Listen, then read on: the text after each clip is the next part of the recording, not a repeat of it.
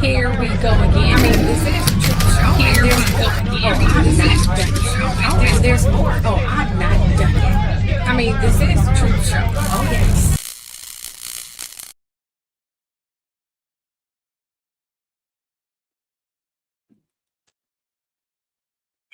Hello.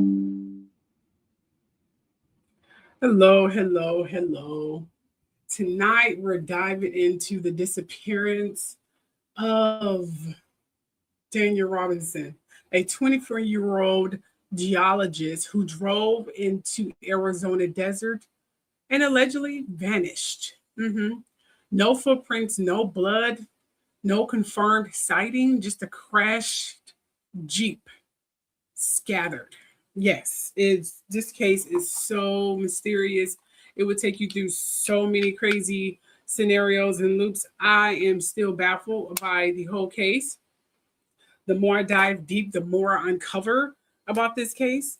Now, believe it or not, this case literally fell into my lap around 2021.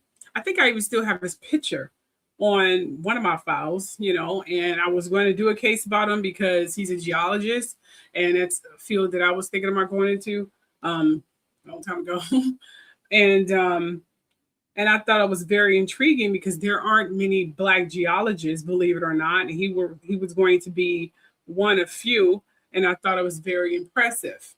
Anyway, but getting back to this case, so we're going to look at this case from three angles, actually several different angles: the investigation, the psychology, and the intuition.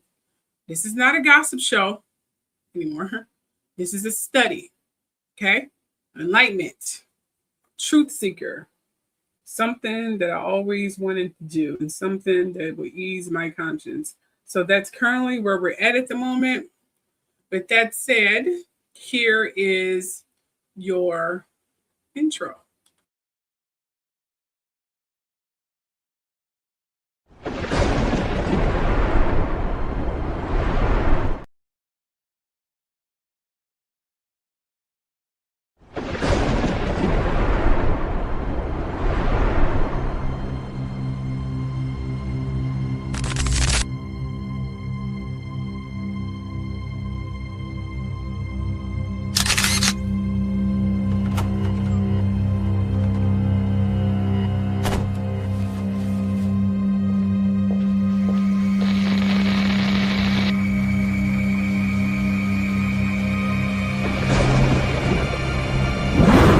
There's no denying. The truth is the truth. Do you understand?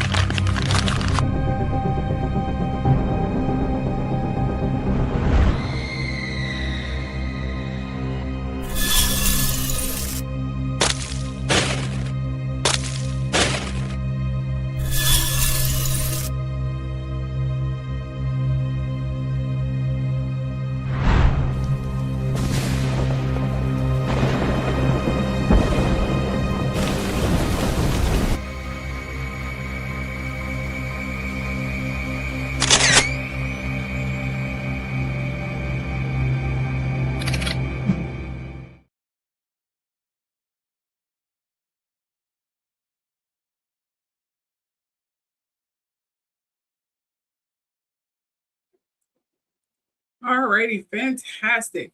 Now, starting this off, we're going to give you a little background of Daniel Cornelius Robinson, who was 24 years old at the time of his death and was born in 1997. I believe his birthday was January 15th, 1997. He was born in Columbia, South Carolina. Disappeared on June 23rd, 2021, while working at a remote groundwater site in Buckeye, Arizona. He was last seen leaving the job site near Sun Valley Parkway and Cactus Road in the early morning, driving his 2017 blue gray Jeep Renegade west toward the desert. Okay. Robinson was about 5'8" inches tall. He weighed 165 pounds.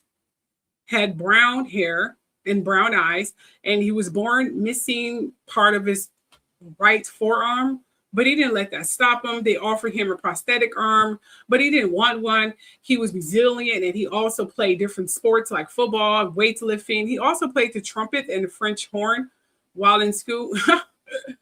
Oh, that is so crazy. I played the French horn in school. I also played the piano and the harp. I wouldn't even know how to play I probably would still know how to play the French horn, and harp is not that hard to play, believe it or not. The piano, no biggie, no biggie. Anyway, Daniel wasn't interested in sports or playing music. He was interested in books, adventure, exploring outside history, things of that nature, and Earth. He went on to attend Charleston College, and he was social. He was in a fraternity and so on. He went on to graduate from college of Charleston in 2017 with a degree in geology and worked as a hydrologist for Matrix New World Engineering. Friends and coworkers describe him as calm, intelligent, and reliable. But again, his primary studying goal was to be a geologist, a field where there aren't many of Black people, in that field. But the resilient and adventurous in Daniel, who had a passion for earth structure and composition, history, and so on, he was just all for it. Daniel took advantage of every opportunity to be outdoors, exploring. He also remained in touch with his family every day. I mean, his dad, his sister, whatever. He remained, part of his family remained in South Carolina. His sister was near him in Arizona, and they had plans to go hiking, later on that day, the day he was missing. They were really close. I mean, very close. I mean, close enough where he was able to drive to her house. So she was staying in the same state as he was. Oh, you did? Oh, really? Do you still know how to play it? Hey, Indra. Make sure you guys share.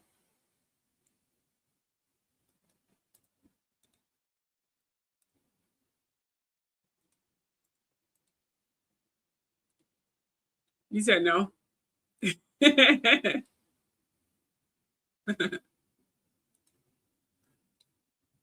Okay, let me continue here. Okay, now Daniel's father, who is this gentleman here, this handsome gentleman here,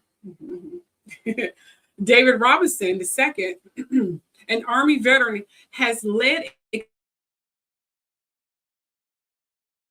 organizing desert searchers in a website. Please help find Daniel Robinson.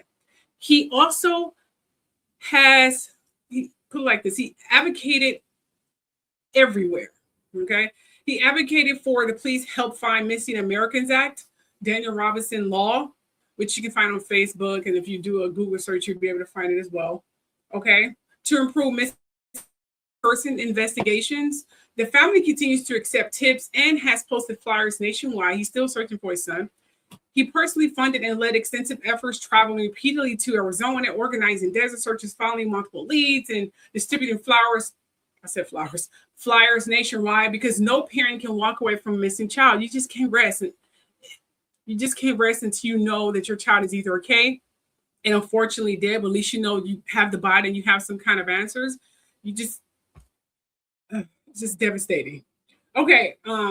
Anyway, so yes, he can't walk away from this, but what parent can't? Okay. He sacrificed stability, savings, and normalcy to do everything possible to find Daniel. Now, understand those years of searching came at a devastating personal cost to David. Okay. He accumulated over $70,000 in debt after exhausting his savings, relying on credit and retirement resources. I'm reading verbatim what he had on his website, and postponing and the website link is in the description box, and postponing basic living expenses while searching for his son. Now, this act is not just for ongoing search operation advocacy. It is a direct request for help recovering from a financial hardship, credit, and created from years of sacrifice. He said, and I'm going to read verbatim, our support helps him pay down his debt, catch up on essential expenses, and regain financial stability. He states, please help me reach his goal. If you're unable to donate, share the page, which the link is below in the description box, which you should, try to donate something if you can, okay? Or offer encouragement. It still makes a meaningful difference. He says, thank you for seeing him not just an advocate or a headline, but as a father and a veteran asking for help to recover. And please remember, as I move on with this very, very deep conspiracy, seriously, this story is so deep and mysterious. I'm going to say conspiracy. I don't even think that's even a word, but I'm creating it right now because I can't think of a word to combine everything I'm talking about and thinking about what I'm going to talk about. It has conspiracy in it. It has love in it. It has attraction in it. It has some drugs in it. It has everything you will love, but wish it was fiction when it comes to a true crime story. So please remember this quote. When someone's behavior shifts suddenly, it's rarely random. It's either emotional, environmental, or relational. Keep that in mind as I continue on with this case. Okay. The day he vanished, a crashed Jeep. Okay. Now, to start this off, I want to say this. People don't just drive into the desert without intention. The question is, whose intention was it? Please remember that. But, people like to say, that's not the case, but it is the case. Okay. Now that we got that out of the way, now that you have some background about Daniel, let's fast forward to the date of him becoming missing. Now, Daniel disappeared on June 23rd, 2021, while working at a remote groundwater site in Buckeye, Arizona.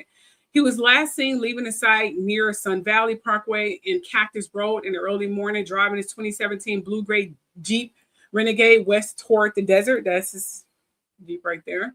That's him. The most recent pictures of him, I'm assuming. Now, according to coworkers, one person whose name is Ken Elliott, said Daniel arrived at the site around 9 to 9:30 a.m., depending on the interview or whoever interviewed Kim. His story go up and down, around. He just could never get the story straight up for real. Okay. Ken changed his story often. I'm just going to point that out. Okay.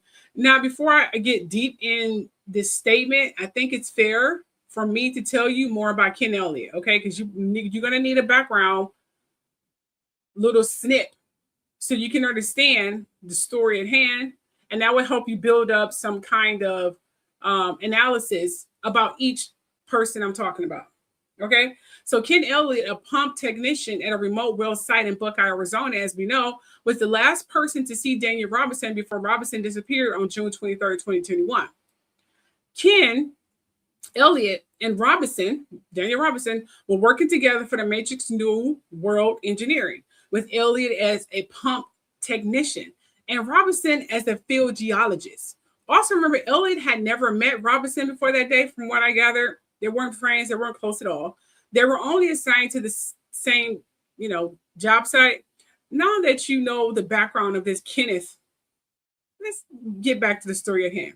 Now, Kenneth said it was either raining or about to rain. He can't figure out what the weather was that day. Depends on who interviewing Ken. They discussed the weather at the job, but Daniel became distracted, looking off into the desert with a very distant look. In his eyes, Ken noted that Daniel's pupils were not dilated, so he didn't think it was drugs, but he wasn't sure if it was a medical condition. Now, at some point, he turned back toward his Jeep, got in, put on his seatbelt, looked at Ken, and waved before backing up and driving away. Now, Ken told his coworkers by phone that Daniel seemed unwell and will likely call in sick. So you got to understand this. Ken speak to him. He didn't get into a long bone conversation or anything of the nature.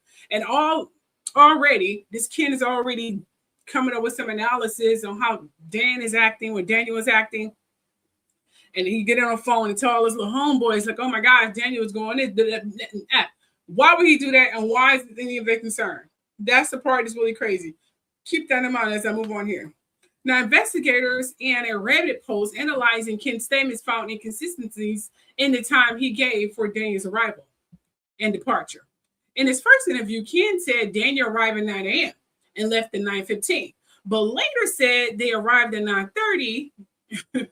Okay. He said they arrived, Daniel arrived at 9:30 and left at 9:45. These changes may have been to match a missed call from Daniel's phone to Ken at 9:28, which Ken later claimed he had forgotten about. So who really was high that day? I'm just saying. Ken also said that he drove around looking for him the next day when he noticed that Daniel didn't show up. Well, and please note that a geologist for entry-level geologist salary, now national range, they make between $48,000 to $63,000. Okay. Environmental / field geologist makes between $45,000 to $58,000. Okay. Southwest region, the Arizona area where Daniel was, they make between $50,000 to $62,000. Now, hourly field work, they only make between $23 an hour to $27 an hour. Now, Daniel likely earned between $50,000 and $60,000 based on his role in region, but considered it seems that he was doing Instacart way extra London that day, per what his father had said and other people. I'm not sure if he was getting that type of money as of yet. He probably was just getting paid hourly. I'm just saying. With that said, take a look at these clips.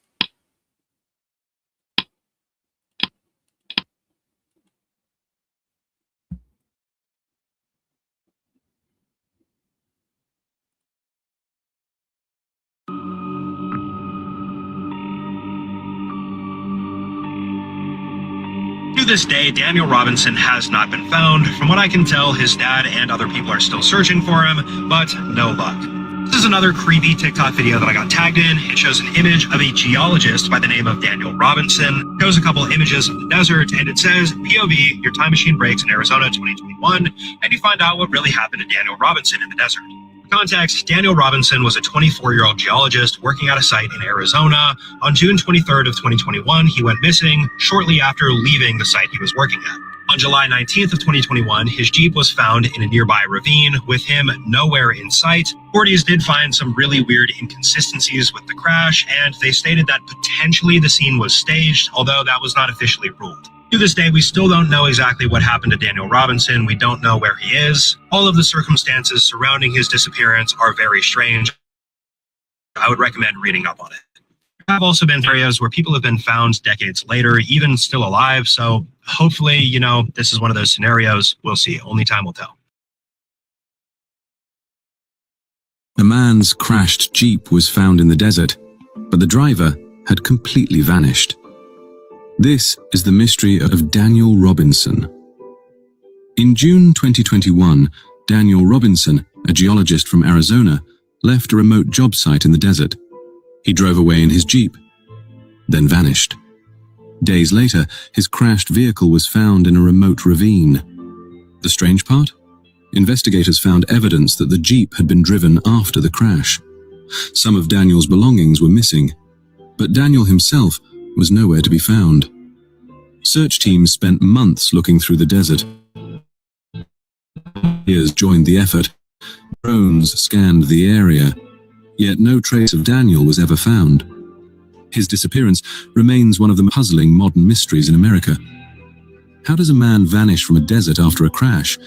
And where is Daniel Robinson today? What do you think happened?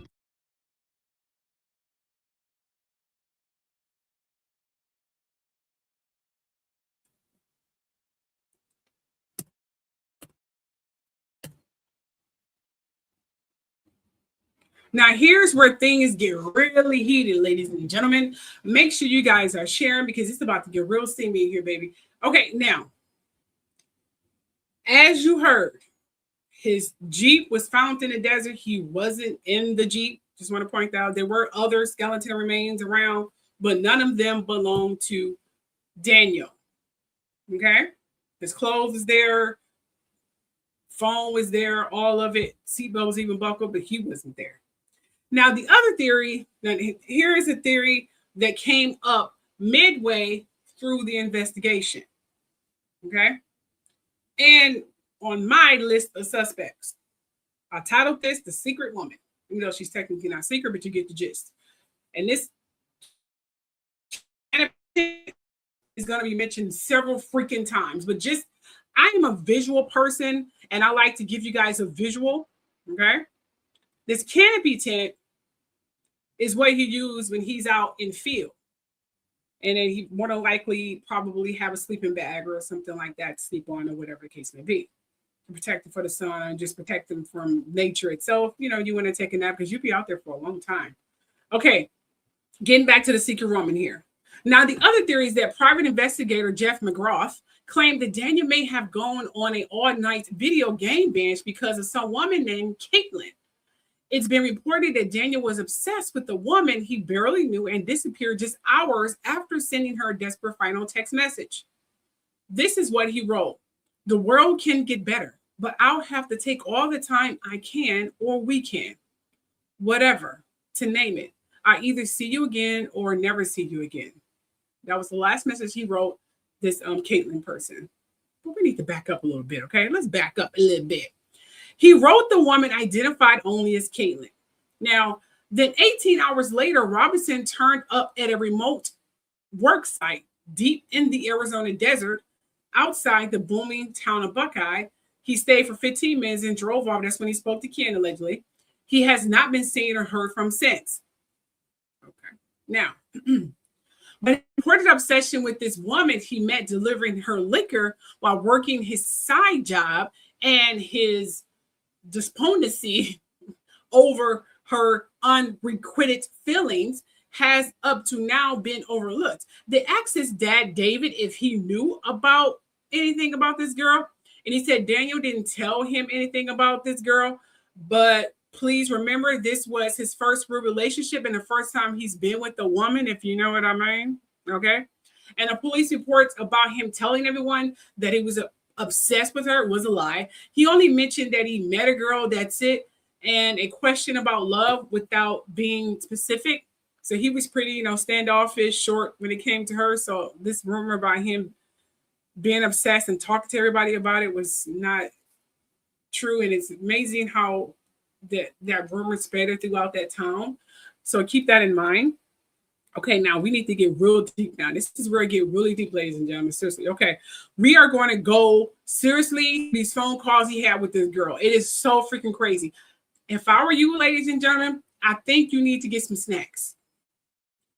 I would give you 30 seconds to get some snacks. I'll play a little intro that I made if I can find it. I don't even think I put it up here, to be real with you. I created this little, I do have it up here. Okay, look. I don't know if it's the updated one. I'm going to play this little intro, and I want you guys to go get some snacks because you're about to get real. Y'all know me, I entertain you, and I go real deep. It's a reason why people don't like me. It's a reason why they, shut down my channel. 6 times demonetized it 5 times, and currently manipulate my numbers. Yeah, and my money. It's a reason why I'm the most feared and hated person on YouTube.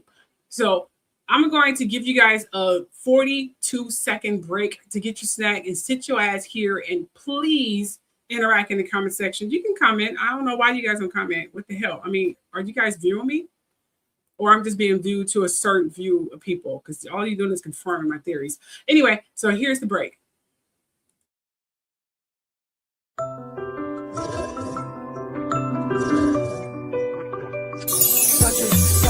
Touch it, shut up and bend over. Aye. Let your back do the talking over. So fuck up.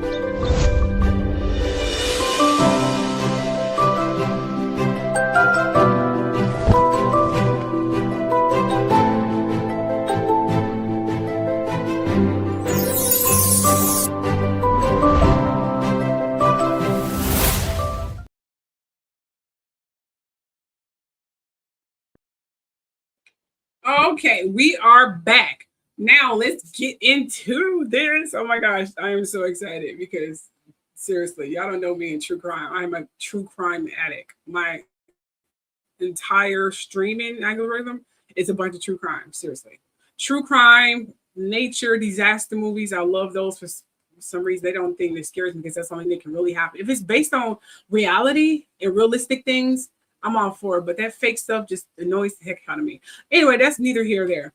Let me get rid of this here. Yeah, we're gonna get rid of that. Oop. We're gonna get rid of that because it's gonna be in the way. Okay. All right. Now, first, I want to say this. This is the conversation that Daniel Robinson had with this Katelyn person.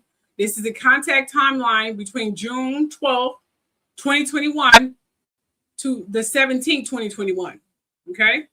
Now, this is built only from what Katelyn chose to upload. No timestamps, just unknown omissions. I should say that because that's really important right now. Now, Katelyn says, June 12th, this is the first contact. Katelyn says she and a friend were drunk when they invited Daniel over because he was cute, short, and had one arm. Well, a short arm, so to speak. Daniel, they hung out, they clicked, and Daniel spent the night, so he did hit it. Daniel left his canopy tent at her house, a field item he used for shade and rest. She later sent him a positive thinking podcast that was based on religion, positive thinking, whatever religious podcasts are. I don't really listen to them, but apparently this is really important in terms of his attitude change. So keep that in mind. Okay. They exchanged texts back and forth. Now, no, please note this.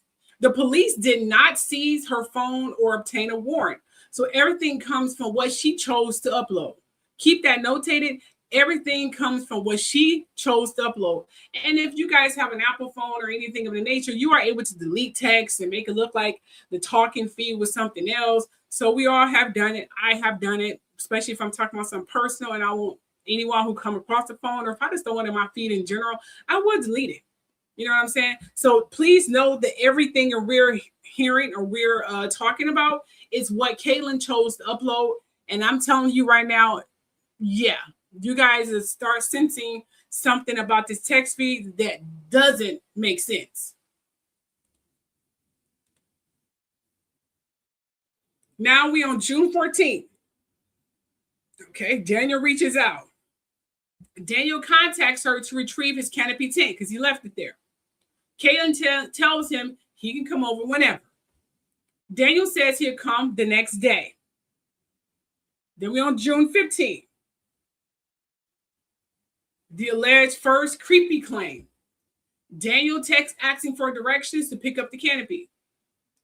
Katelyn claims she didn't answer because she was out of town. Later, she says she saw him on her security camera, which she found odd because she thought he didn't have her address. She assumed he got it from Instacart. She later told him that was creepy because even though she said he can come over whenever, she thought they would at least validate or come on a confirmed time when he get around to coming the next day, not just pop up. So he took whenever as whenever, literally, but apparently she meant whenever, but still call me first, which she should have said, but it is what it is. Okay. Now we on June 16th. Katelyn says she told Daniel she didn't like him showing up unannounced. She claimed she told him she let him know when he could come and get the canopy tent. She also offered to leave it on the porch by the chairs when she went to work. Later that night, Daniel allegedly texts her a heart emoji and says he loves her. Now that's a huge jump from, okay, we just boned 2 days before and I just left my canopy tent to, oh my gosh, I love you. That's a huge jump, but this is what she chose to upload. So we just got to go by what Katelyn claims happened. And she just irresistible person. And she looked like freaking Princess Di or some porn star. And she rocked this virgin world. We got to assume that's what's going on. And Katelyn looks beautiful as fuck. I don't know how Katelyn looked. No one, I don't know. I haven't spoken to the father. I don't even know if the father even knows. I have no idea. But I'm going to say that this girl is coming across like she is the shit. Okay? She coming across as she is literally irresistible. And if you get some of her, she is just, that's the image that she's trying to portray. And she also portraying that she liked to play games, and she get drunk and, she fuck drunk. She get drunk and just fuck drunk. A lot of people, they get drunk and they just fuck people. So she likes to bone people when she get drunk. Some stranger, her and her friend probably did an orgy, hell knows, and rock this virgin boy's world. Who knows? We don't know. She don't tell us everything. Now, getting back to what Katelyn allegedly said. Okay, she offered to leave it on the porch by the chairs when she went to work. Later that night, allegedly, out of the blue, no build-up, okay, he just said, I love you. What the hell? I mean, no build-up. Just randomly, I love you. What the HE double hockey sticks? She claims she didn't respond because that's out of the blue. I mean, she is irresistible. She's the bomb. I mean, come on now. She's Beyonce, Halle Berry, and all of them rolled in one. I mean, goddamn. Okay, hours later, he texts, sorry. No build up between these texts. Just fuck. I need my canopy. It's on the porch. I love you. Bam. That's all we have so far. At least that's what she wants us to believe. And then we on June 17th. Okay. Katelyn says Daniel showed up unannounced. Again. She said she told him she didn't like that. She texts him to stop showing up unannounced. Daniel replies that he won't ever again. Point blank, simple. Later that day, Katelyn texts that she doesn't see the canopy in her garage. She goes in the garage, let me just, see if I can get the canopy. Maybe I could leave it on the porch or yada, yada, yada. Daniel replies, that's all right, I already have it. She sends a question mark. Like, how did you get it? Because I'm assuming she never put it on the porch.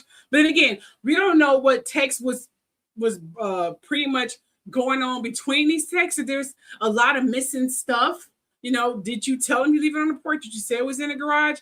I mean, we don't know. We only know what she's telling us. So we don't know what happened, what text came before. We don't know. It's a lot of missing crap in this whole thingamajigger here. This whole little interaction between her and the bomb PUSSY kitty cat Katelyn. Because, Katelyn has the bomb kitty cat, apparently. Okay. So she said she told him she didn't like that. She texted him to stop showing up unannounced. Daniel replies that he won't ever again. And later that day, Katelyn texts, she didn't see it in the garage. And, Daniel replies he already got it. She sends a question mark. Probably wondering how he got it. Daniel apologized, says he already grabbed it, and says he wanted to apologize for disappearing the other day. What other day? Was it the first day he left? Because he didn't disappear. He left the next day. See, there's what I'm saying. What other days he's talking about? We don't know. What other day? Did they meet up again and she rocked his world, dropped the Holy Grail kitty cat on him? I don't know. What other day? We don't know. He ended with a frowny face. Later, he texts again saying he can't stop thinking about her. She claims she didn't respond. But we don't know if she responded. Remember, these are texts that she chooses to upload at her convenience and her discretion. Okay. Now, that was it. But don't get your panties and drawers in the bunch because I'm not done yet. Okay. Here's the critical notes if you didn't catch it here. Okay. First of all, there were no timestamps. No police verified logs, no phone seizure. They didn't seize her phone. No warrant for her text. This is what she chose to upload. Only messages she chose to upload are available. So we don't know any of unknown deleted messages, missing messages, reordered messages, tone/context of the messages, the gaps between the messages. This is the biggest hole in the entire freaking case. We only know what she chose to put up there. And apparently this Katelyn person has the bomb kitty cat and she looks like an angel because everyone is literally listening and following everything she say and she make men go nuts. I'm saying that because apparently she has a police department completely on her knees and they're not seeing anything she's saying suspicious. Even a rookie police officer will find it suspicious. Okay. This was in 2017. They knew about phones. Okay. Daniel's apparently losing his mind, leave it to her. Okay, like he just never socialized with a girl ever. He may never bone a girl, but I'm sure he socialized with the girl. But that doesn't matter. I personally want to know how Katelyn looks. She better look like, oh, don't get me started on names. I want to fuck her, and I'm not even gay. Okay, that's who I want to visualize her looking like. She better look bomb is HE double hockey sticks. The way she got these police departments and everyone else falling at her knees. And I'm just being real here. Okay, I'm just saying. Oh yes, oh yes. Now here's the behavior pattern. Okay, this is my behavior pattern card. And this is what makes it seems and pretty much confirmed that there are definite message gaps. Her narrative frames Daniel as creepy, but the evidence is incomplete, unverified, and selectively shared. Her story relies entirely on her uploads, not on police secured data. Okay. Now the canopy tent becomes the anchor object and the reason for the allegedly repeated contact. At least that's what she wants us to think. Okay. Oh, I'm not done yet. 2 days passed. Daniel didn't contact her for 2 days. At least that's what she says. So apparently him being obsessed is not really proven because he calls late. He goes hours without calling her. He goes 2 days without calling. I mean, judging what I'm saying, he just, okay, who cares? But let her tell it. She has the Holy Grail kitty cat and she is beautiful as HE double hockey stick. She makes all the beautiful people you know look like ugly fooglies. Okay, I'm just going to point that out there. Okay, so we have the crime board expansion. That's what I'm calling here because 2 days later, there was a text. At least that's what she says. June 19th, it was an attempt to reconnect. Daniel texts asking if they can hang out. Katelyn replies an hour later, saying she's not at home. Daniel replies, okay. Again, I mean, seemed pretty simplistic, but whatever. Now, I want you guys to draw your red string if you're following it on your own board. Now, this is neutral interaction, no escalation, no pressure. Now, please notate here. His tone is calm. Hers is distancing. He seemed calm, not like, I need to see you. Oh my gosh, I need to see you. Why are you dissing me like that? What did I do? I need to see you. He's not sounding desperate to me, but I'm assuming that's the image that she's trying to portray, but I'm not saying it at all. And then June 20th, midnight, he sends, I love you. Okay. Daniel texts, I love you. Katelyn says she didn't reply. So she says. And then 8:28, Daniel texts, asking if she was home. Katelyn replies, you showing up unannounced may be uncomfortable, and I don't see us hanging out anytime soon. Daniel replies, do you have any doubt? Because I guess I have to be okay with your answer. See, that's what I'm saying. For him to just jump to that, I feel like there's some conversation missing. Katelyn says she didn't reply, so she says. Now, I want you guys to draw your red string here, connect the dots here. Now, this is the first time she explicitly rejects him. This is also the first time he expresses emotional confusion. Now, notate this, my profilers. This exchange feels incomplete. The emotional jump is too abrupt for the fragment she provided. See, it seemed for him to jump to this kind of emotion, I feel like there is something in some conversations we are definitely missing. And she's definitely trying to portray as herself being a victim and trying to portray him being a creep. But we already know that she out there like that because she just saw some random Instacart dude, brought him in, got him drunk, and jumped on his bones. Probably both both her and her girlfriend probably did. Who knows? Who knows? We don't know. But we have to believe what she is saying at this current moment. Okay? Now let's jump to June 21st. Okay? Daniel, now this, remember, we don't know if there was any other interaction after that last text of, when he says, do you have any doubt? But I guess I have to be okay with your answer. Like, okay, was there any other interaction between? We don't know. We only know what she said.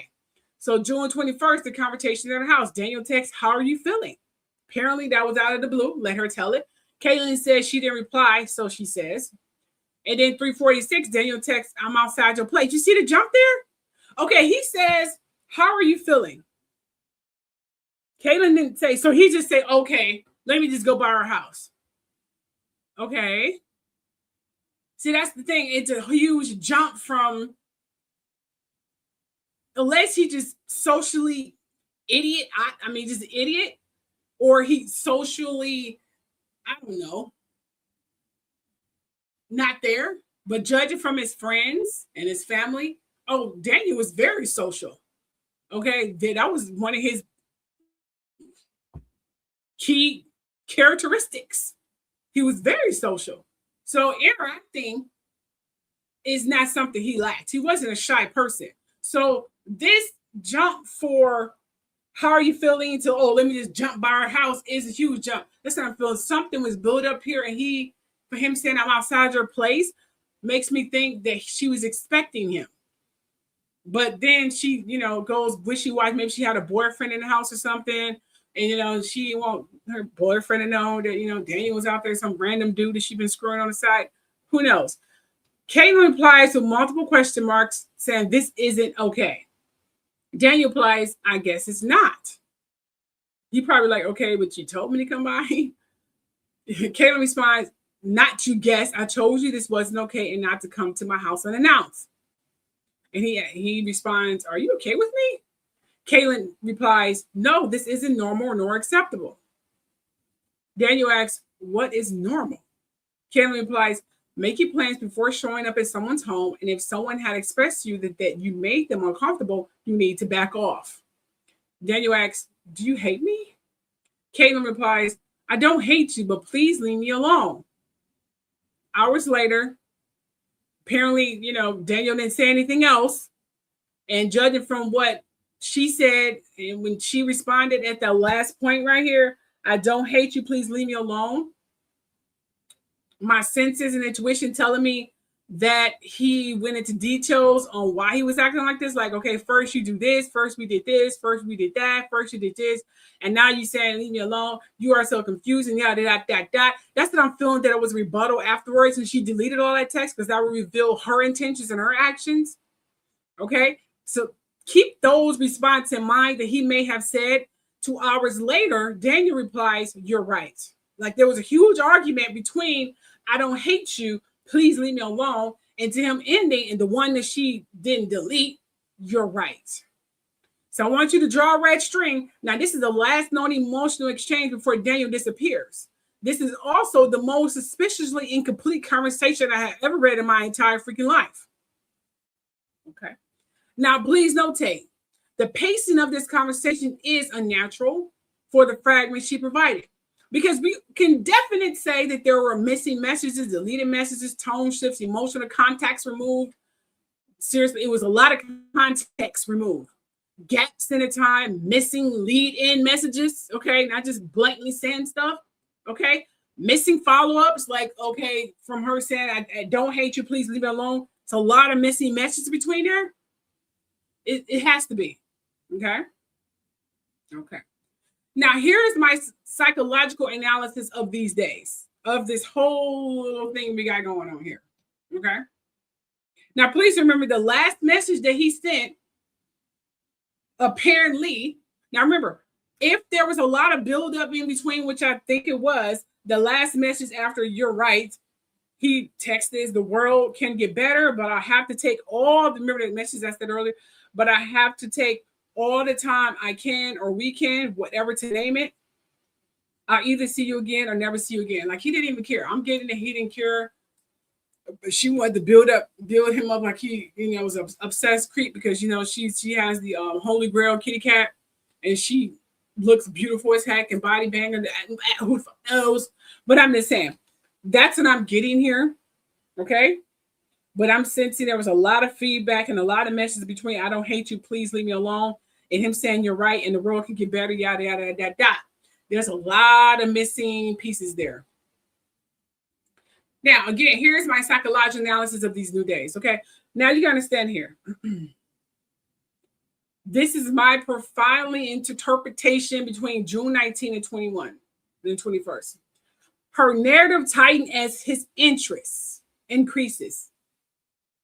The more emotionally open Daniel becomes, the more she delayed responses. At least that's what she wants us to believe. Short replies, use moral language, unacceptable, not normal. Frames herself as uncomfortable. Frame him as inappropriate because we don't know if there was deleted text in between. Okay. This is the classic distancing pattern that she wants us to believe. Okay. Now here's the missing context equal narrative control. Okay. These days contain the highest emotional stakes yet. Okay. She provides no time steps except 2. She provides no screenshots. She provides no message order. She provides no tone. She provides no proof of her claims. This is a selective storytelling that she wanted to tell. Okay, that's obvious. Her language becomes more performative. Her replies shift from casual to moralizing, corrective, instructional, and image protective. This is the language of someone who's literally curating a narrative, not simply texting. She's trying to curate her own story, not the actual text that was brought forth, because his text reply back is incomplete. And he was a very intelligent man. He graduated the head of his class. He was very intelligent. Okay. Now his emotional tone changes abruptly, let her tell it. Daniel messages shift from apparently affection, confusion, apology, seeking reassurance, acceptance. Now this is the emotion arc of someone who feels rejected, not someone who is creepy. He feels rejected, but not creepy, because he was like, okay, if I see you, I don't. Okay, it is what it is. Boom, blah, blah, who gives a damn? That's what I'm getting. Okay. Now, and then we come to June 21st, where the exchange feels edited. The emotional jumps too sharp. The pacing is unnatural. The tone is inconsistent. The conversation feels cut down and apparently deleted. I mean, it seems all over the place. This is the most suspicious day in her uploads, literally. Like, a lot of crap is missing. Okay. And then we have June 22nd, the day before the disappearance. Daniel, remember I told you that last text? This is the last text. Apparently, after she said, I don't hate you, just please leave me alone. And he said, you're right, blah, blah, blah. Like a huge missing gap there.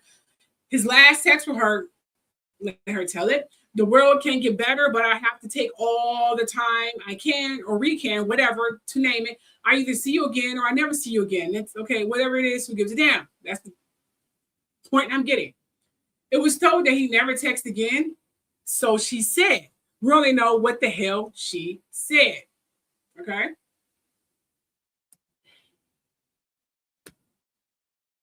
Now, here's the updated suspect behavior pattern. Okay.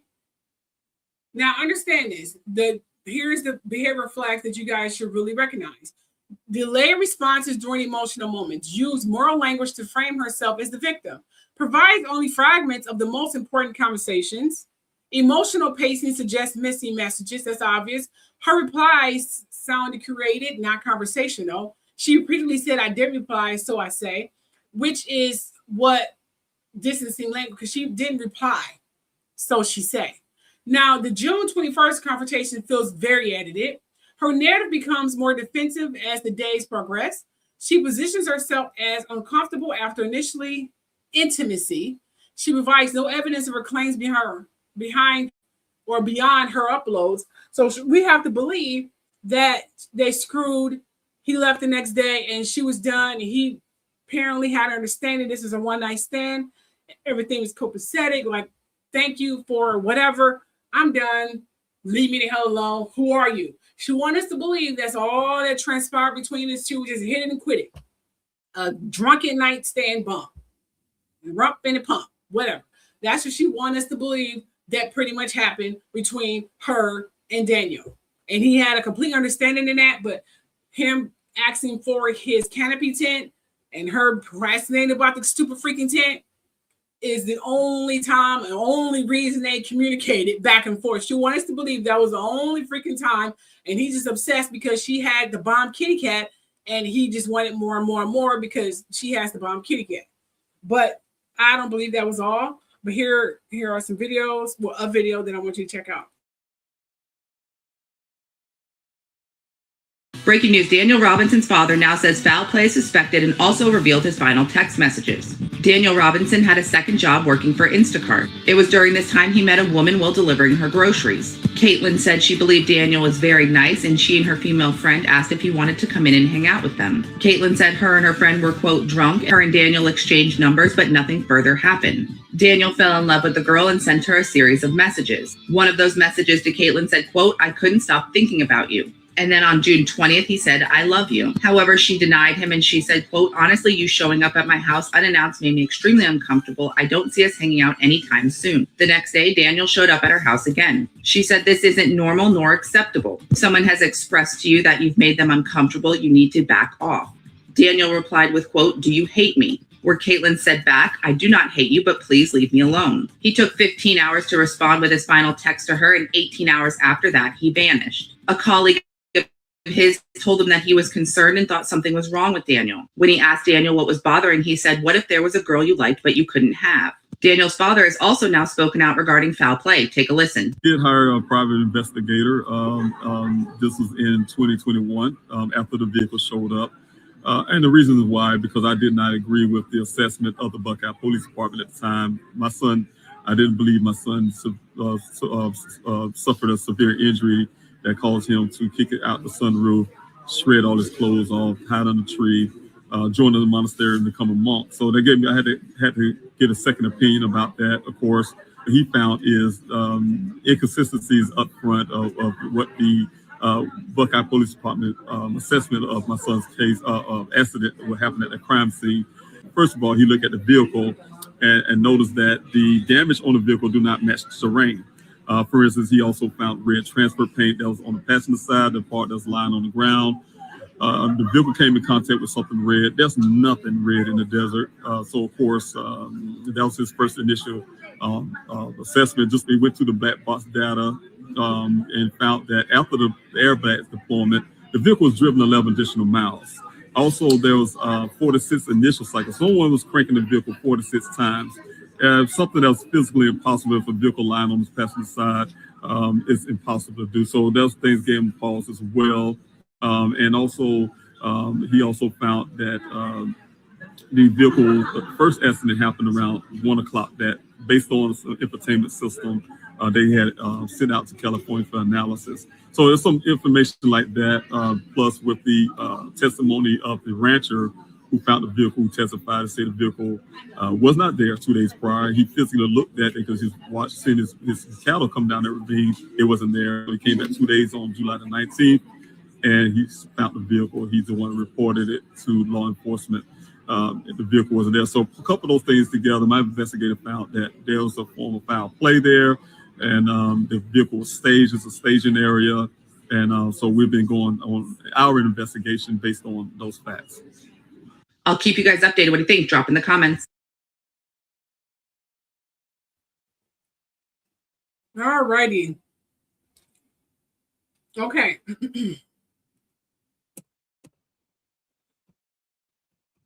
Now let's get into some deep talk here, ladies and gentlemen. The discovery of the Jeep. I'm going to reiterate pretty much what he said, but I'm just going to go into more detail, okay?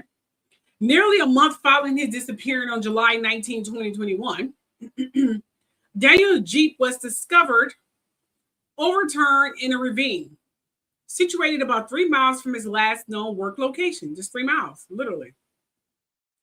Although the airbags had deployed and the seatbelt was engaged, Daniel was nowhere to be found.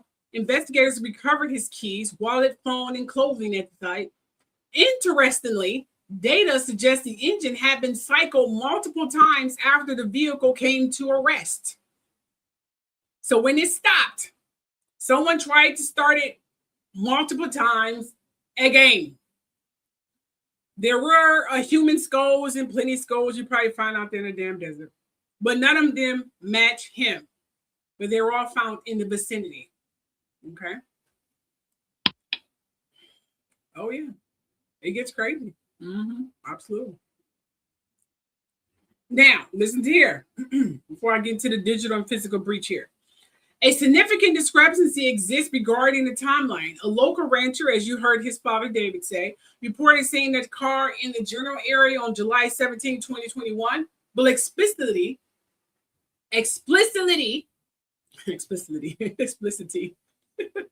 stated it was not in that specific ravine until he returned on July 19. Now, this has led the Robinson family to conclude that the vehicle had not been at the crash site for the full 30 days he was missing, which means someone more than likely recently just put it there. your mind would be like, okay, it was just like 3 miles from where his job site was, so he must have just went over there after the site, after meeting with alleged kin, and just got lost or whatever. And he's been there since. Okay, we've been there since, and it's someone would have noticed him by then. I mean, because they went looking for him, and everyone knew he went missing 24 hours, 48 hours. They went looking for him, so they would have found something at that time. And as you heard, the rancher came by and he didn't see anything, and I'm sure other people came by and all other stuff, so that wasn't the case. So he wasn't there. Who knows? Now, the digital and physical breach. Now, disturbing activity occurred at Daniel's residence after he vanished. His closet was ramshacked, and his laptop was it was literally excess, which means someone tampered with it. And the family's urging that the Tempe Police Department need to conduct a forensic analysis on his gaming system personal computers, which they did. And the findings revealed that an unknown individual had been active on the device, examining his search history. Yeah, someone literally was on his device, examining his search history and fooling around with the system. So someone went into his house, more than likely he had his keys and had personal contact with him, started looking through his search history, all of that bull crap, without his consent. Because let's face it, I'm sure Daniel had nothing to do with this person having access to his personal information. So someone literally was trying to cover their tracks. The investigation. Buckeye police, with assistance from UTVs and cadaver dogs and drones and helicopters, searched allegedly over 70 square miles. Cell phone data was placed. Robinson at the crash site on the morning of his disappearance. Apparently, that's what they're saying, that the cell phone data placed him at the crash site on the morning of his disappearance. So he was apparently at that crash site on June 23rd or whatever. That's what they're saying. Okay. A private investigator suggested the crash scene may have been staged, noting unusual odometer readings and ignition activity after the crash. No passenger was found in the vehicle, and foul play was not suspected. Yeah, no passenger was found in the vehicle, and there was suspiciously no foul play for him to just be there. So where did his body go? It just disappeared. It was only a month. Okay, there wasn't even no evidence that the animal hauled him or mauled him or whatever the hell you call it and ate him. There was no evidence of that either. Want to point that crap out there. Now, there was a few skeletons around there, but in those areas, you're going to find all kinds of skeletons around there. I mean, seriously, it gets crazy. Take a look at these clips.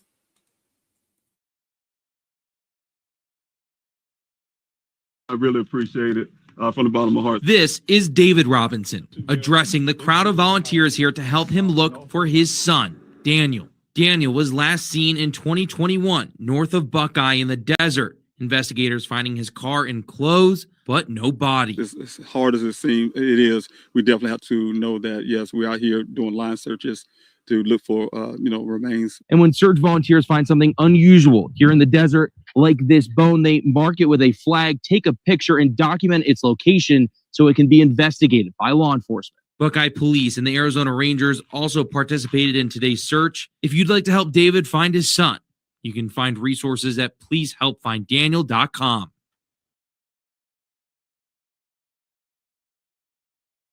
The family of 25-year-old Daniel Robinson is continuing their search on the ground in Arizona for the young geologist. Robinson disappeared in late June of 2021, leaving a job site in Buckeye, Arizona. Investigators found his Jeep roughly a month after he disappeared. We're grateful today to be joined by Daniel's father, David Robinson. I want to start by talking about a very special guy. What are some of your favorite things about him? Daniel, he's he's a very brilliant young man. Of course, I'm a biased father, so of course I'm going to say that. But at the same time, yes, Dan's very brilliant.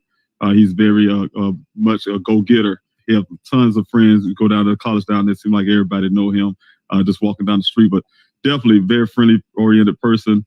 But what I enjoy the most about him as a father is the way that out of the siblings, he's the one that would go out his way, for instance, just to speak to his grandmothers, to spend time with them, go out the way to make sure he's there for his family.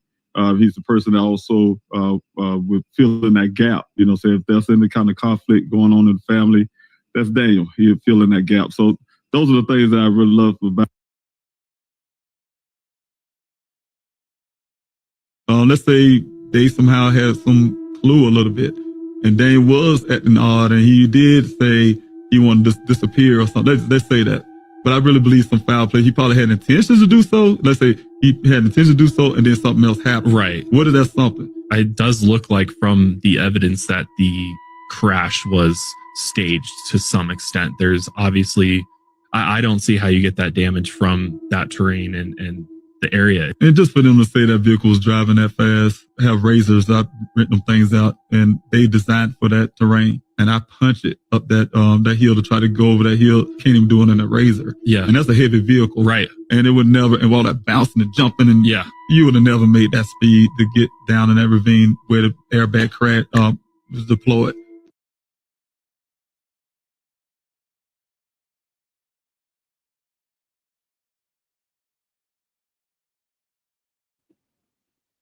They still together? Interesting. I'm not even saying what I know about Miss Kendall here. Anyway, but we are here for the same cause here. Okay. Let's move on. Okay, so let me just break it down for you. As you know, the airbag deployment, the car found on its side. I mean, was it driven off the road or something? I mean, that was weird. Okay. Clothes outside the vehicle. Why? If it was in the car when it crashed, would it just fly out or something and just went all over the place? I mean, I'm just saying. It's like someone just literally reared it or something. Well, not reared it, or just crashed into it off the road and just start throwing the clothes off the cliff or wherever this hill is, and just, call it a day. Literally. Okay.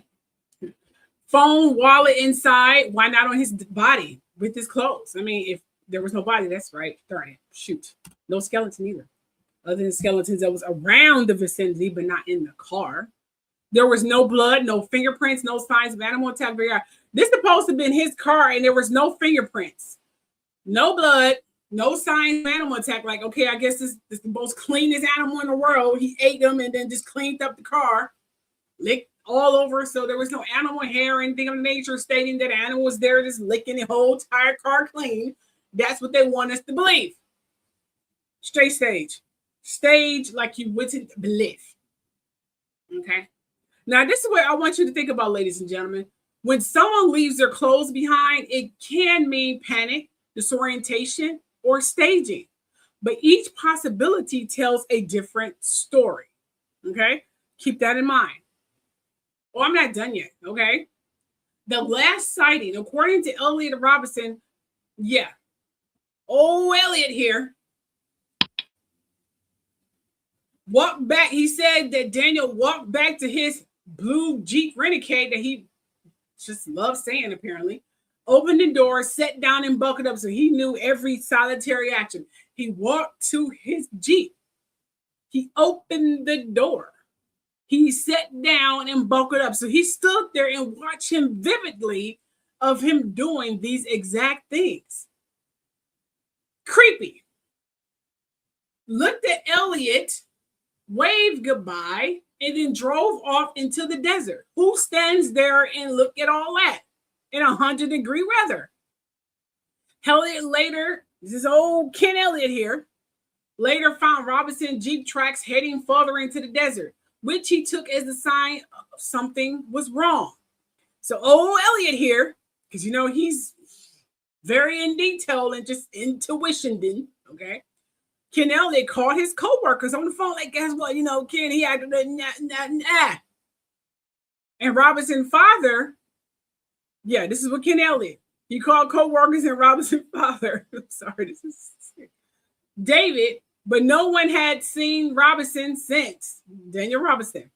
Not sure why this man showed so much interest in Daniel when they had just recently freaking met. Kind of like they had this long, blatant, beautiful freaking relationship. Like, who are you, brother? I mean, thank you for being concerned, but you are so sketchy to me. Now, the discrepancies in Ken Elliott's statements, investigations, and public discussions have noted that Elliott gave different versions of the timeline and details in separate interviews. For example, statement, he said they arrived at the site around 9 a.m. and Robinson left at 9:15. Remember that? And another, he said they arrived, I think 9:30, and Daniel left at 9:45. A missed call from Robinson phone to Elliott at 9:28 suggests the timing may have been adjusted to match the call log, or he never saw Daniel at all. There's another option. I'm just saying. So to sum it up, Ken Elliott here was not a pre-existing friend of Daniel Robinson. They were not co-workers at the same job site. I mean, they were co-workers at the same job site, I'm sorry. And Ken was the only credible witness to Robinson in the last moments before he simply vanished. Ken's account is central to the case, but his statements have been inconsistent. He got more gaps in his freaking statement, just like Holy Grail kitty cat Katelyn. Okay. So his statements have and are inconsistent, and investigation remains ongoing. Now let's get on to the deep theories, baby. And this is where I really get. These are my theories, okay? It's one of these are my theories. Okay. Let's start with theory one, the accident and the disorientation that people keep freaking saying. Let me just move some things here. Let's put this over here. There we go. So you guys can see the theory. There we go. Okay, now you can see the theory. Fantastic. Okay. Now, Ken Elliott has said that Daniel was disoriented and seemed distracted before driving away from the site. He also said he drove around the next day because he just was so concerned. He's such a good citizen. You know, he was so concerned that he drove around the next day when Ken didn't show up at the site.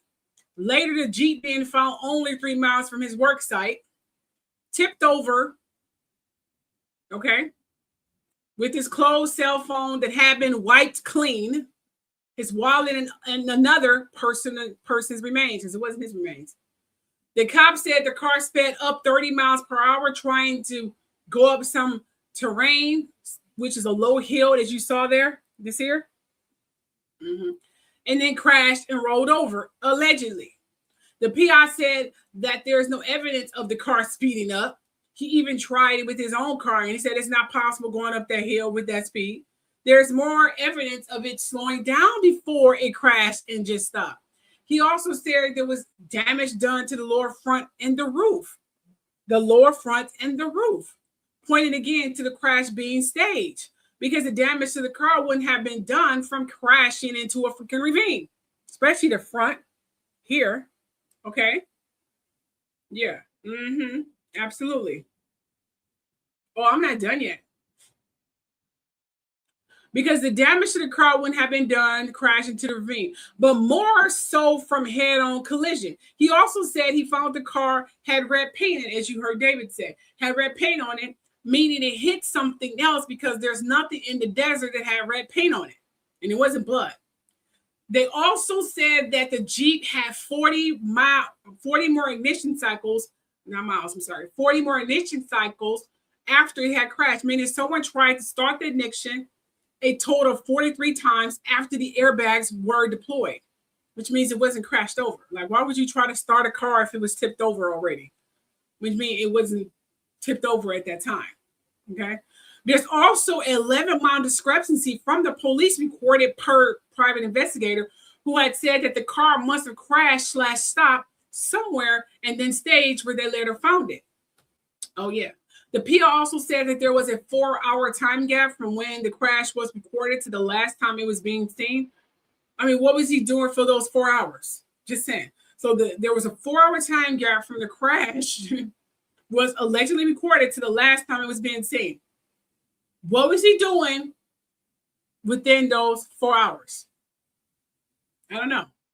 Also, all of Daniel's posts from his Instagram were deleted after his disappearance. I want to point that out. Probably the person who went into his house and cleared his computer, and person who apparently had his cell phone. We already know who has had close contact with him, and I'm going to give you the list of suspects in just a moment. Okay? Maybe Ken's story was all just made up to hide his secret agenda to kill and not tell what else he did. And then later discard his belongings when he was done with it, since he seemed to mention Daniel's car so vividly. I mean, he mentioned his car like a lot through his little testimony. Like, he remembered his fucking car. Theory 2. His car was stolen by this mysterious Katelyn woman, and maybe she had a boyfriend and they tortured Kid and kept his car to later when the case was settling down a little bit and they dumped it in a remote area. Wouldn't be unusual or uncommon. Theory 3, voluntary walk away. Ken said Daniel simply walked away and got into his car, but Ken details of what he did were odd. He said he asked about the weather and then he just walked away and got into his car, put on a seatbelt and drove away in his 2017 blue-gray Jeep Renegade. It was too many unnecessary details. It makes you wonder if Daniel ever showed up at all, and the whole Ken story was just all bullshit. Theory 4, foul play. The Jeep was found with someone else's remains. Well, not in the Jeep, but around the vicinity. Someone else's remains was there with Daniel's wallet, clothes, etc. His dad said his son's clothes, possessions, and car were handed over to him, okay, as soon as he arrived in Arizona from South Carolina instead of being examined as evidence. So, but July 6th, after his disappearance, the cops went to Dane's apartment and they said it looked like someone went into Daniel Robinson's apartment in Tempe and ransacked his closet and accessed his laptop. Daniel's family convinced the Tempe Police Department to do forensics work on all of Daniel's electronics, including his personal computer and gaming system, because that was missing too. The results, I mean, seriously, it was just, seriously, they ramshacked and just damaged a lot of shit. The results of the forensic work indicated that someone had been looking at Daniel's search history, just following around. I mean, it was literally looking through his work history and fooling around in his computer, other things, which I'll explain later. Oh, and the careless police, as they were, because remember, David had to tell them to do the shit they're doing right now. If he didn't tell them to do it, if he wasn't persistent, they wouldn't have done nothing. His crap would have been getting cold and collecting dust somewhere in their cabinet of cases. They didn't give a crap about this case. I mean, they're racing cells down there for real. I mean, really, okay? And I'm not done yet. Absolutely. So the cops was careless, as you can see, and the cops was very careless. I just want to point that out. Very, very careless. I mean, very careless. They didn't care about this case. They really didn't care about the case. They really didn't. They really did not care about this case. Okay? After returning his clothes to his dad, you know, okay, which is crazy. The Buckeye Police Department labeled on back Daniel's clothing, which they have marked and pounded for safekeeping, marked not evidence, but safekeeping. Could this have been a ploy to cover up his death? Was Daniel the only black man in the area? That's a question as well. Then it's this Katelyn woman who was accusing Daniel of being obsessed, and she was the only one aside from Ken who knew and last spoke or talked to Daniel, well, as far as we know. But there's more evidence to suspect others. Maybe she and her boyfriend retaliated and did something to Daniel because whoever did this knew where he stayed, had access to his car, house keys, cell phone, and apparently wanted to erase any signs of communication with them. There's only one person who comes to mind who could have done this, and I'll reveal that later. 5, the stage crash. The Jeep was found almost a month later in July of 2021. Okay, somewhere in July. Judging from what the rancher said, it was not there between July 17th and July 19th. And as you know, it was found completely trashed with his clothes, cell phones, and belongings. It seemed staged in a cover-up, especially after what the private investigator, McGrath, had said, that it looked like it crashed somewhere else and that it was hit head-on. Judging from the front of the car being smashed, okay? Not to mention the red paint that was found. The PI said the ignition was turned over 46 more times and that there was an additional 11 miles on the car odometer. that registered after it crashed. And here's the flaws. Ken's story, Daniel actions on behalf of one man's testimony. The conditions of the Jeep, the secret woman, the cops give back Daniel's clothes without investigating it. I could go on, but I think you all get the picture. I must say, something about this case feels incomplete. The physical evidence doesn't match the emotional patterns, which means this is a huge cover-up. Literally. Well, I'm not done yet. Now, here is my analysis of this entire timeline of suspects, okay? After everything I just told you, okay? We can account that Daniel was communicating via texting and hooking up with Katelyn from June 14, 2021 to June 22nd, at least she says. We can also conclude that Katelyn and Daniel stopped texting per what she claims on June 22nd, 2026, a day before his disappearance. We can also account that Daniel was last seen per Ken Elliott testimony on June 23rd, 2021, and that Ken suspiciously drove around looking for him. Yes, looking for a man he doesn't know well. Let him tell it. We can also conclude on July 6th, the cops went into Ken's apartment and discovered that it was ransacked and items were tampered with, such as his laptop, his gaming system. There was also some weed laying around. It is legal in Arizona and not unusual for Daniel to smoke it. At least that's what people are saying. I don't know if it's been validated. I didn't see any reports of his dad validating that. I'll let you know if I did later on. But there weren't any signs of foul play, and it didn't look like Daniel packed up and just went somewhere. They did notice that he went to the Waffle House on June 22nd, 2021. And upon speaking to the crew and looking at CCTV at the Waffle House, they said that Daniel ate some of his food there and then took the rest to go. She did say that he did come there often. That's what one of the attendants who attended to Daniel the day he came. Okay. She said he did come there often. She said she couldn't pinpoint, but something seemed off about him that day from the last time. However, David, his father, said that he wasn't that much of a frequent customer and he only been there maybe once or twice before. So how can she analyze if he was acting weird or not? I'm not sure how his father would know that, but it is what it is. The same night, Daniel texts his sister emergency. It still is on June 22nd. Texts his sister emergency. Okay. This is something they did whenever one of them needed help. So she called her dad. He told her to go see him. She did, but he wasn't there.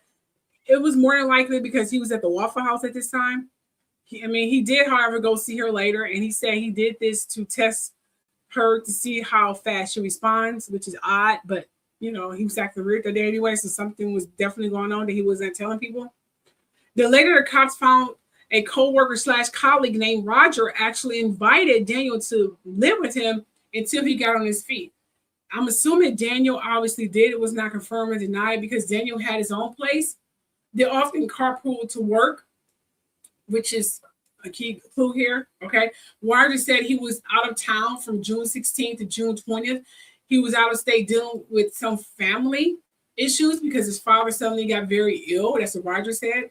Upon returning back to work on June 21st, he noticed that Daniel had gone into the office, which is weird because Daniel hardly went into the office. He often worked in the field.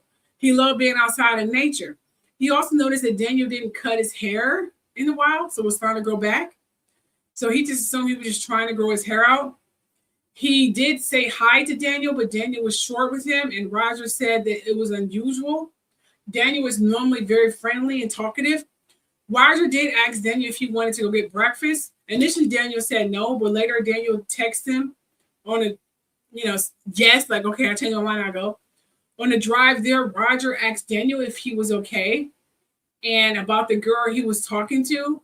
Now, this is weird because just earlier, the cops said that Daniel went to the Waffle House. I don't know what time of day he went to the Waffle House, so I'm assuming it was later on the day. So I guess this is a waffle and chicken. I don't know. I guess you can eat that any time of the day. I don't know. I don't eat that stuff, but I'm just saying I'm a vegetarian, but I just thought it was interesting. I never even had waffles and chicken when I was eating meat. But whatever, it doesn't matter. Anyway, on the drive there, to this restaurant so they can get breakfast, him and Roger, okay? Roger, because, Daniel was suspiciously quiet. He wasn't really talking very much. He seemed like he had a lot on his mind. On a drive there, Roger asked Daniel if he was okay. And then he asked him about the girl he was talking to, just sparkled some kind of conversation. And again, Daniel didn't say anything. Not much anyway. Roger then got a phone call from his sister. After he got off the phone, Daniel did ask Roger about what he thought about miracles. He also started talking about religion and God and said that maybe, I don't know, they should believe in miracles and maybe he should believe in miracles. Roger said that was weird because they never talked about religion.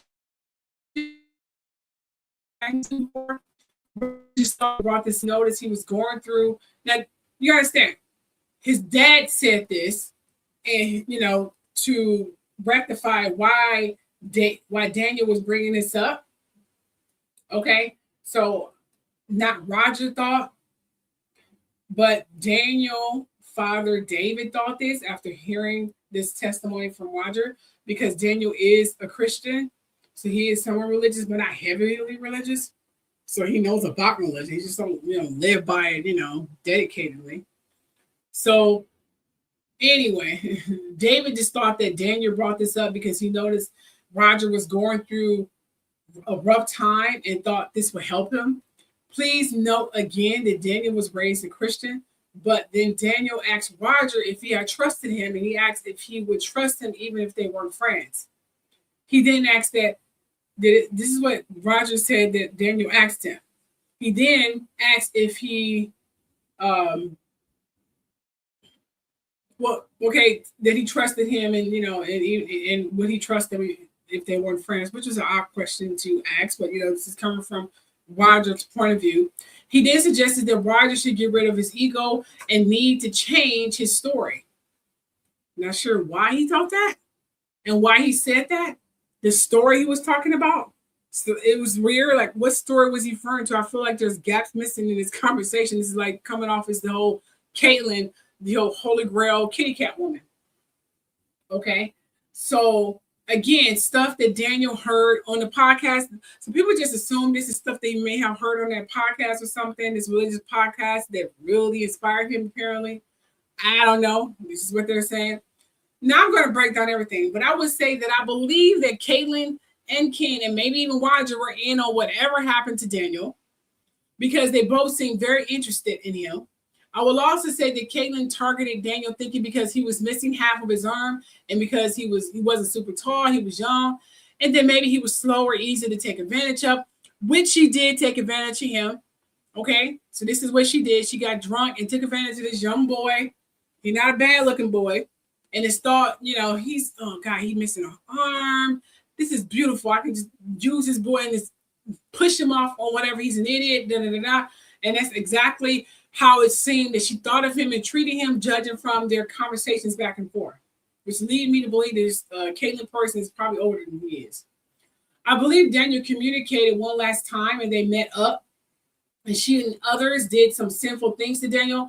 They knew that they had to cover the tracks, so they took his car and house keys, trying to erase anything that would lead them up with him. Okay, and of course, stole his gaming console. I don't know if they stole his gaming console or his gaming console was tampered with. I don't know. That part of his gaming console is a little sketch. And then when the dust settled, they drove his car before having someone purposely crash it or push it into the ravine, as you see from that picture. Okay. Just saying. One side of the car is more badly damaged than the other, meaning the car crashed. The car that crashed into it was a red car.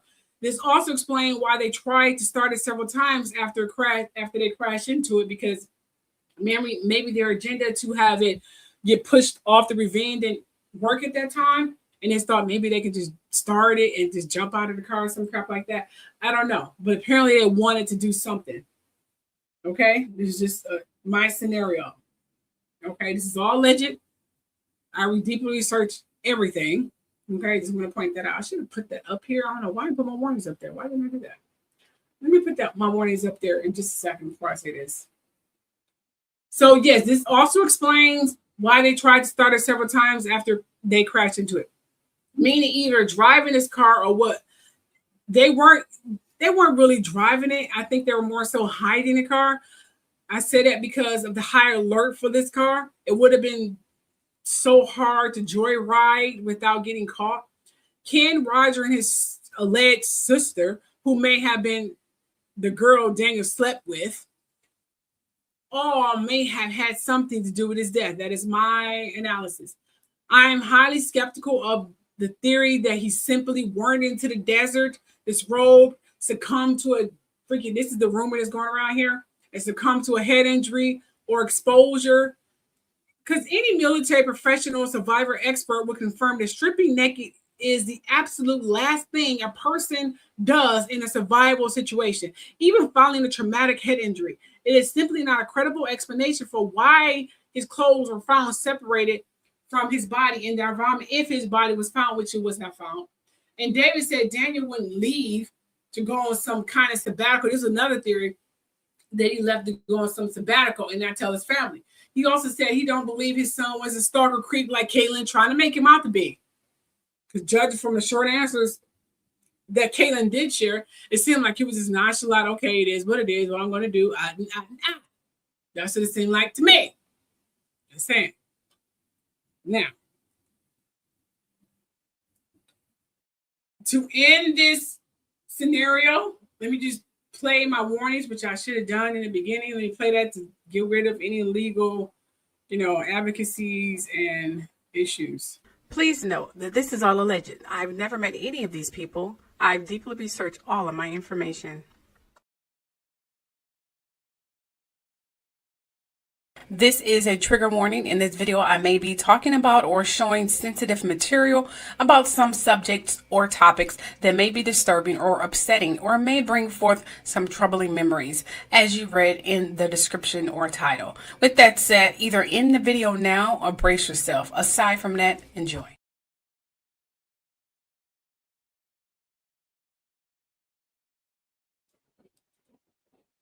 All right, beautiful.